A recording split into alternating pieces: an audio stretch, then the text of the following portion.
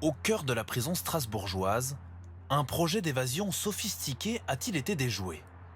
Mardi après-midi, un peu par hasard, des agents ouvrent une cellule. Ils font tomber un bout de la porte en métal pourtant épaisse de 5 centimètres. À partir de photos que nous avons pu consulter, voici à quoi ressemblait ce morceau. Scié, puis recollé avec une pâte blanche, peut-être du dentifrice. Le trou était assez grand pour qu'un prisonnier puisse se glisser à l'extérieur. Tout de suite, le surveillant à l'origine de la découverte comprend le problème. À l'ouverture de la porte, il a installé une cale pour qu'elle arrête de bouger. Et cette cale, en la poussant avec son pied, il a enlevé une bonne partie d'une porte. Et en regardant de près, il a bien vu que en fait, cette porte était pré-découpée. C'était une coupure franche.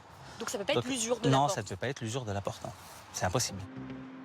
Après inspection, 2 autres portes sont aussi découpées. Les détenus à l'intérieur sont alors placés en garde à vue. Parmi eux, Mohamed Mogouchkov, soupçonné de l'assassinat du professeur Dominique Bernard à Arras. Et Valentin Linder, membre de l'ultra-droite, qui devait bientôt sortir de prison. À ce stade, aucun n'est poursuivi. L'enquête se poursuit. Les syndicats pénitentiaires, eux, s'alarment. Selon eux, le quartier d'isolement de Strasbourg serait une passoire. Lors des fouilles, ils saisissent souvent des téléphones, des cartes SIM, de la drogue, mais aussi des lames de scie ou des tournevis.